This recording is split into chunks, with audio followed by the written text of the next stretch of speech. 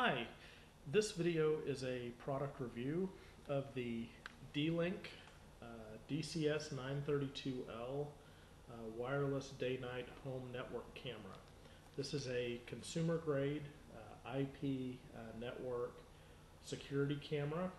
It's appropriate for home use, although it may also be useful for small businesses.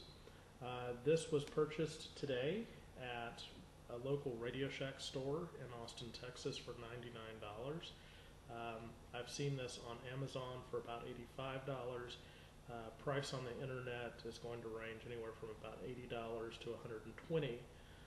So this is something that is affordable and should be readily available. This is also intended as a general primer of consumer-grade IP network cameras for a friend of mine. The genesis of this video is that I was playing paintball with a family friend this last weekend, and I mentioned that on a previous job I had worked for a company that did security integration. We set up security camera software for schools and other institutions, and I was involved in tech support for that organization. And he expressed interest in learning a little bit more about what he could do to protect his home on an upcoming trip that his family was planning on taking. So, one, I was curious about this. My current job, I don't get to work with video as much, and so I'm always interested in playing around with it to keep my skill set sharp. But also to help him out, to give him a sense of what's out there on the market and how that could potentially benefit him.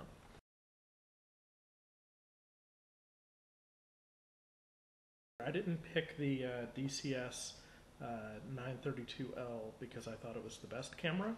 I picked it because it was a camera that is easily found. I happen to have store credit at Radio Shack, so it was pretty easy for me to buy it on a whim. Of course, being able to pay it off later. But I would say that this is a middle-of-the-road product from what I know about it so far. I haven't unboxed it yet, but looking at reviews on Amazon, I think you'll see that it has about 3 out of 5 stars. In terms of its feature set, it is wireless. It's going to work with wireless GNN according to what's advertised here on the box. It does have mobile app support so that you can view the live feed from the camera remotely using a cell phone. Of course, you also using the My D-Link cloud service. Supposedly, and we'll test this out, supposedly can view this over the public internet through a secure portal so that you can use this outside of your home. So for example, my friend who's traveling can pull this up with his phone or his laptop and see what's going on with his house. That's the advertised benefit of this service. Moreover, it has 4 LEDs arranged here around the lens that are supposed to allow it to function at nighttime as well as during the day. It's set up is supposed to be fairly simple. It advertises a 3-step setup involving unpacking, running the setup wizard, and after that it's supposedly going to be good to go. Now, some of the reviews have said setup is a little bit more complicated, and we'll test this out. So this is the product here that's advertised. We'll put it through its paces, see if it's as good as it's claiming. But again, I picked this product because I think it is representative of the market. There probably are better cameras, although I would expect that you'd pay more for them. In my experience, in enterprise integration, Axis cameras tend to be the best. Panasonic cameras are also pretty good. D-Link is a brand that we did have a few of them sitting back in the lab, but we didn't tend to use them very much, not because they weren't necessarily functional, but because they weren't preferred by our enterprise customers. of course, what's good for the enterprise is not always what's appropriate for the budget-conscious consumer. To put it through its paces, at least in terms of the unboxing, we'll see what's inside. Now the whole box does have plastic wrap around it. Hopefully I'll be able to break it with my fingers, and if not, I was able to get it with my fingers. If not, I have a set of keys right here, very effective for breaking plastic wrap, as I'm sure most of you know. So we have our box. On the top we have a tab that readily opens to expose the contents. And we have inside a cardboard container that has the camera body itself, a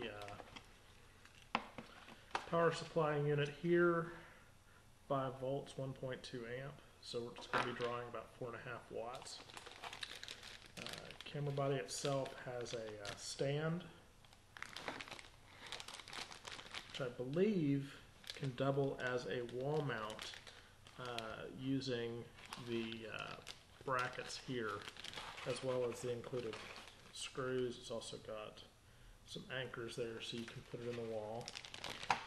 Now, while this is a wireless product, and I'll check the manual, I believe it may be for setup purposes, it does contain a Cat5 cable. The camera itself does have a port for wired use, so if you don't feel secure using a wireless network or don't have one, you can still use it using a wired network.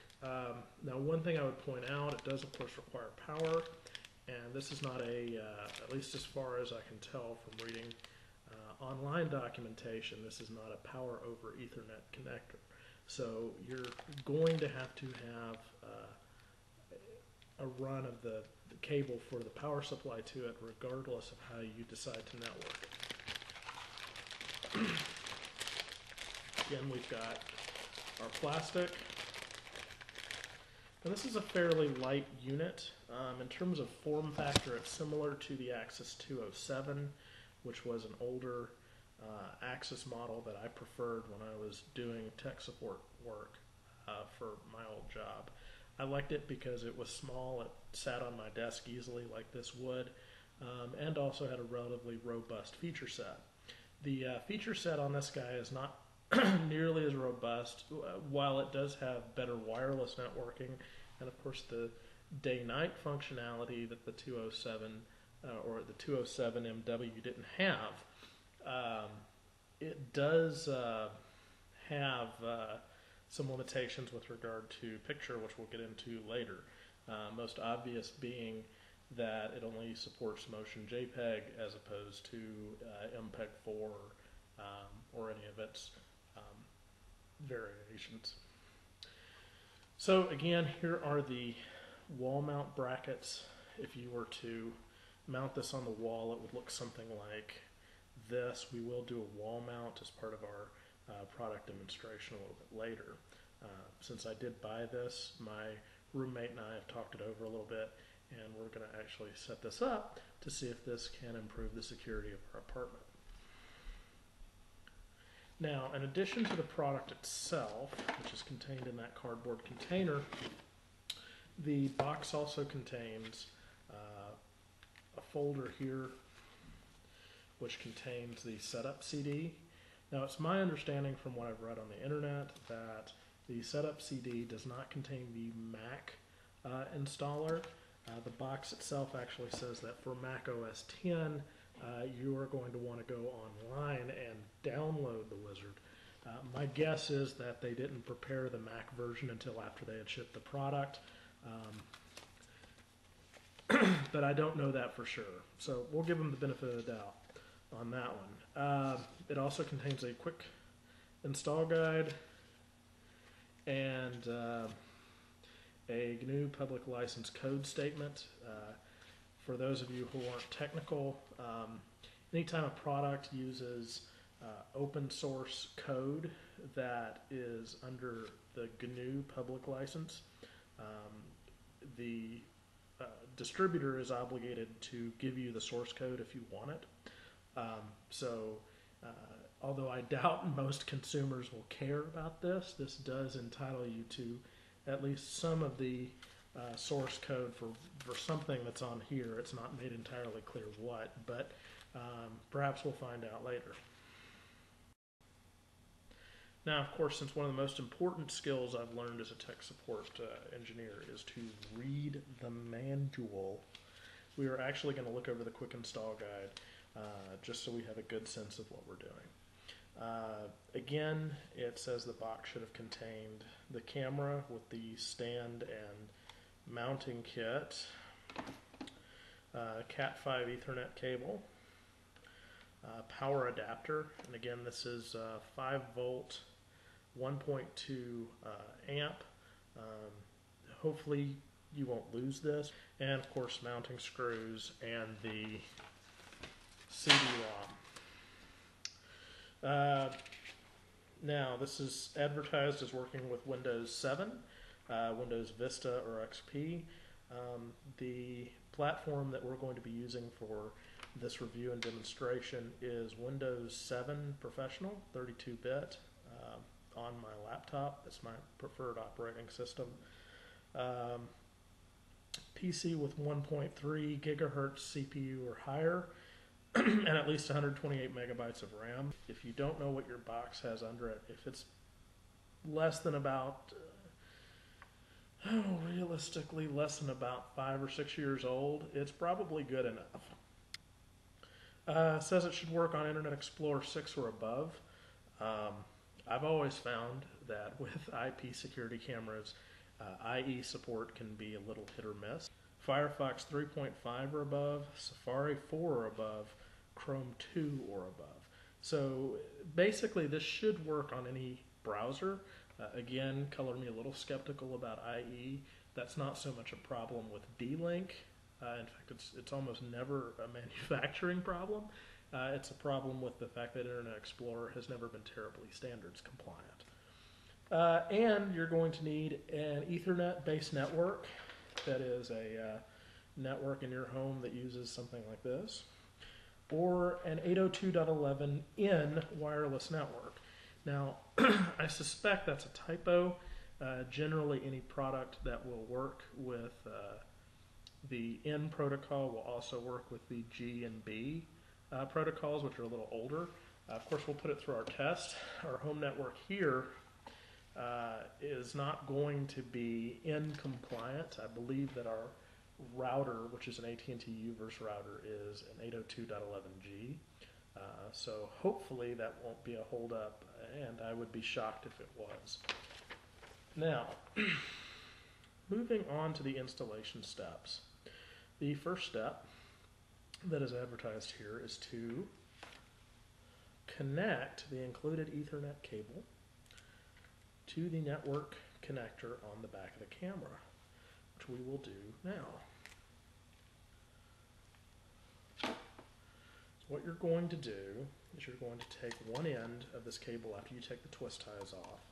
You're going to put it in here like so, and then you are going to attach it to the network. So what we're going to go do is, rather than connecting it to a port on your computer, which would not be technically correct, what we're going to go do is place it on the router itself. Again, here is our home wireless router. We use AT&T U-verse, and we're going to take the loose end that's not connected to the camera itself, but the loose end, and we would plug it back here on local Ethernet. We're going to go ahead and insert it here on port 1.